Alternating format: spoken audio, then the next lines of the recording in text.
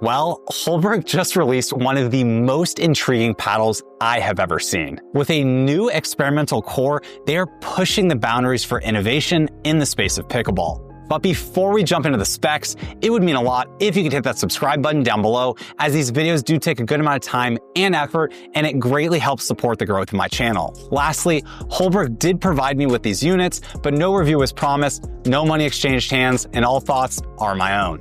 With that out of the way, let's jump into some specs.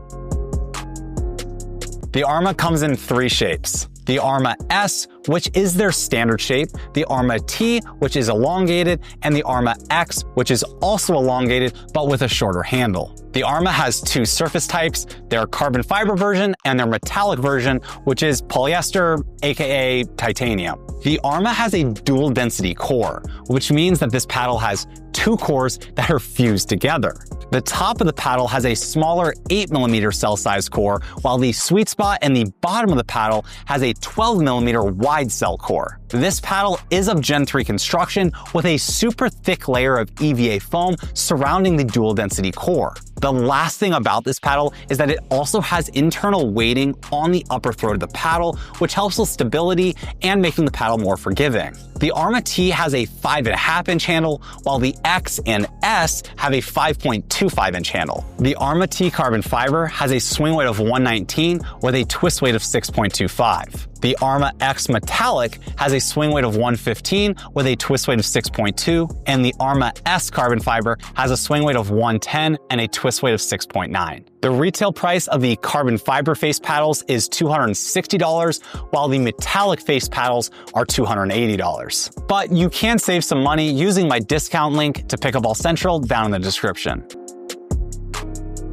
The Arma is an amazing paddle. I've been playing great with it, and I've gotten several looks at my local courts while using the Arma. One of the main reasons for these looks is likely the sound. Now, typically sound can be an illusion of how hard a paddle hits, but in this case, the sound matches the paddle's power. I also have noticed that this paddle continues to hit even harder the more I play with it. This does scare me in terms of durability, but I'll touch on this more at the end of this segment. But as we know, Gen 3 paddles are susceptible to breaking, and this one is worrying me. My spin tests came back in the high 2000 RPM range, which is super solid and right in line with the top of the market for high spinning paddles. Power, on the other hand, is also near the top. I would put this paddle either just under the Yola Pro 4 or right on par after using the paddle for several long play sessions. The paddle plays very stiff, so if you are a big fan of hyper power paddles and a stiff paddle face, you likely will love the Arma. Now, what was odd to me is typically I have some troubles with stiffer feeling paddles,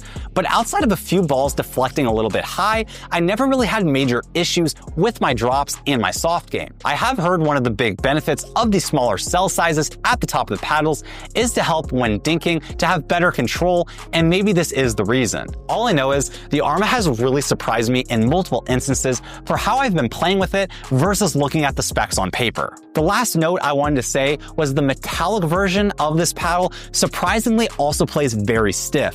Typically polyester or titanium will have a little bit more of a plush feel, and while I do think it is slightly softer, it still is a very jarring stiff face. So if you were expecting that soft plush feel, I would probably look elsewhere, as the metallic does not deliver that on the Arma. I think the Arma is a super intriguing paddle. It has great power with an even stiffer feel. One note of caution is that this paddle does not play like a typical Gen 3, where a lot of dwell time is expected. This paddle plays very stiff, yet is very forgiving. I just noticed some of my shots where I am used to my paddle pocketing the ball a touch longer, the Arma did not. The major concern I have with this paddle is durability. As soon as I saw some x-rays from fellow reviewers and I noticed some of the paddles heating up, I am a bit worried about this paddle and if it will last. We have seen a lot of Gen 3 paddles that have a break-in, which then lead to core crushing issues. And with the added dual density core, that just brings in more red flags to me.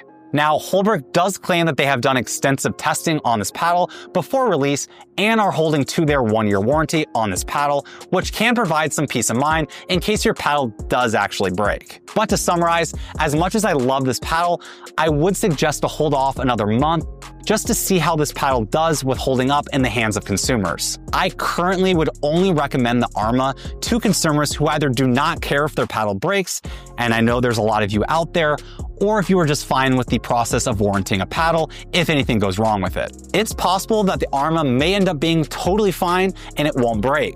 But I just want the consumers to have a big note of caution before purchasing this paddle, just in case something does go wrong. If you have or plan to purchase the Arma, I would love to read why down in the comments. If you have any questions for me, feel free to drop those down below as well.